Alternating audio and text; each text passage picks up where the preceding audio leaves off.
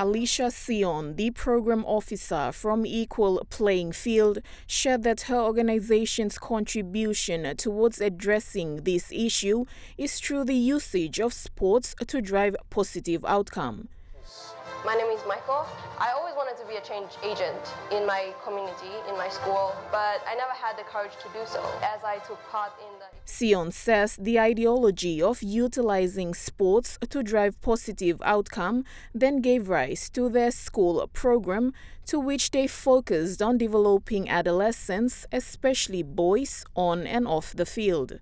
And what we notice is that boys are mostly focused on the skills, running fast, making plays, and scoring tries. That's basically what the boys want to do when we start saying, like, we're going to play rugby tag. But what the Respect Bonus Points scorecard does is it focuses mainly on positive behavior. So looking at encouraging one another, listening to the ref, and being non-abusive on and off the field. The next panelist was the Chief Executive Officer of Attitude Plus, Ganjiki Wayne, who emphasized on how important it is to cultivate development programs for men.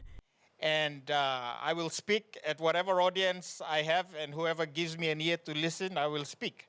He says one of the champion programs that came about during the Janeline Kennedy death in 2020 was the MENA program, which was an initiative purely driven by men to rally men for the benefit of women. The great thing about the PNG MENA program is that it was driven by men, and it was a program to rally men, but it was for women. Know what I mean? It was for the benefit of women. If men came up, rose together. Wayne believes that if men stood up and took necessary steps to address domestic violence, the result will be much more favorable, as men hold influential roles in our society, be it social, cultural, and even political. The influential figures in society, there are more men politicians, obviously, more men bureaucrats, more male leaders in community and society at every level. All right?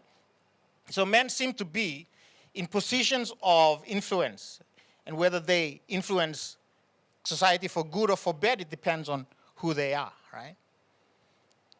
So we know that men are doing a lot of things to influence society, but we're scaling down on training men. The workshop held last night was the second edition of Media Networking and 15 Spotlight program, spearheaded by the Media Development Initiative. Lisa Puni, National EMTV News.